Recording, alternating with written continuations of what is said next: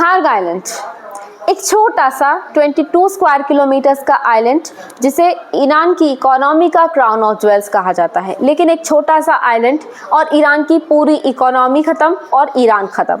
इस एक छोटे से आइलैंड पर अमेरिका का अगर कंट्रोल हो जाता है तो ईरान ख़त्म हो जाएगा ऑलमोस्ट। ये कुछ इस तरह से होगा कि खार्ग आइलैंड ईरान के लिए बहुत इंपॉर्टेंट है। अमेरिका यही धमकी देता है शुरू से कि वो खार्ग आइलैंड पर कंट्रोल करेगा। उसे समझिए ये कैसे। सबसे पहला रूल आता है 90% रूल, मतलब ईरान का 90 to 94% क्रूड ऑयल एक्सपोर्ट इसी जगह से होता है, क्योंकि जो ईरान की मेनलैंड कोस्ट है वो बहुत शैलो है, बहुत छोटी है, और वहाँ से जो बड़े बड़े टैंकर्स हैं, सुपर टैंकर्स हैं जैसे कि VLCCs, वो नहीं निकल सकते, और उन्हें पास होने के लिए, उनसे ऑयल एक्सपोर्ट करने के लिए खार्ग आइलैंड की ज़रूरत है। जो खार्ग आइलैंड है उसका डीप वाटर बर्थ इररिप्लेसेबल है, और इसके बिना ईरान अपने प्राइमरी बायर्स तक नहीं पहुंच सकता, जैसे कि चाइना। वहां तक पहुंचने के लिए, अपने सुपर टैंकर्स को भेजने के लिए उसे खार्ग आइलैंड की ज़रूरत है, वहीं से ये टैंकर्स निकल सकते हैं। अब आती है दूसरी बात फिस्कल क्राइसिस की। जो ईरानियन गवर्नमेंट है, ईरानियन गवर्नमेंट का बजट का सीधा सीधा आधा हिस्सा आता है इस खार्ग आइलैंड से। यहाँ से जो ऑयल एक्सपोर्ट होता है उससे आधा बजट ईरान की गवर्नमेंट का आता है, और इसे ऑफ कोर्स हेल्थ केयर पर, एजुकेशन पर और दूसरे इंपॉर्टेंट चीज़ों पर खर्च किया जाता है।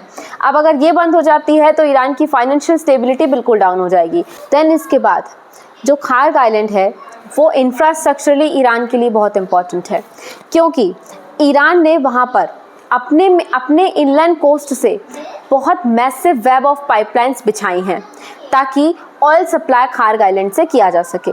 अब अगर खार्ग आइलैंड पर कंट्रोल होता है तो इतने इंफ्रास्ट्रक्चर पर जो अब तक ईरान खर्च करता रहा है, इतनी बड़ी बड़ी पाइपलाइंस लगाई हैं, इनका होगा क्या? और अगर ईरान कोशिश करता है कि खार्ग आइलैंड से इन पाइपलाइंस को रीडायरेक्ट कर दिया जाए दास टर्मिनल तक, तो ये भी पॉसिबल नहीं होगा ईरान के लिए, क्योंकि अभी ऑलरेडी इंफ्रास्ट्रक्चर पर इतना खर्च कर दिया है। इतनी पाइपलाइंस बिछाने के बाद में इन्हें रीडायरेक्ट करना इतना आसान ईरान के लिए नहीं होगा। ये ईरान के लिए एक बहुत बड़ी इंफ्रास्ट्रक्चर ट्रैप और इंफ्रास्ट्रक्चर क्राइसिस है। अब एक स्टोरेज क्राइसिस भी ईरान के लिए इससे क्रिएट हो जाएगी, क्योंकि जो खार्ग आइलैंड है उस पर 30 million barrels of crude oil storage capacity है। अगर इस खार्ग आइलैंड पर अमेरिका ने कंट्रोल कर दिया तो ये 30 मिलियन बैरल क्रूड ऑयल कहाँ जाएगा? अमेरिका के कंट्रोल में।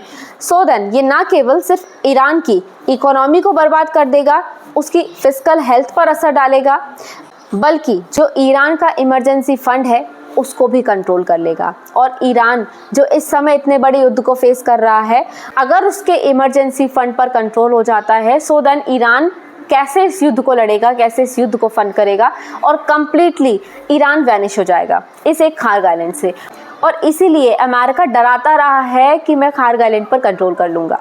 इससे सारे देशों को ये सीख भी लेनी चाहिए, जैसे ईरान के पास एक दुखती रग है खार्ग आइलैंड, ऐसी हमारी कोई दुखती रग ना हो, जिसे कल को यदि किसी को भी कोई वॉर फेस करना पड़े या अटैक फेस करना पड़े तो दूसरे देश हमारी दुखती रग को दबा दे। इंडिया का सिलीगुड़ी कॉरिडोर भी एक छोटी सी दुखती रग है जिस पर हमें ध्यान देना चाहिए, ताकि कोई भी देश आपकी उस चीज़ पर अटैक ना कर दे जिससे आपकी इकोनॉमी और आपका देश पूरा बर्बाद हो जाए।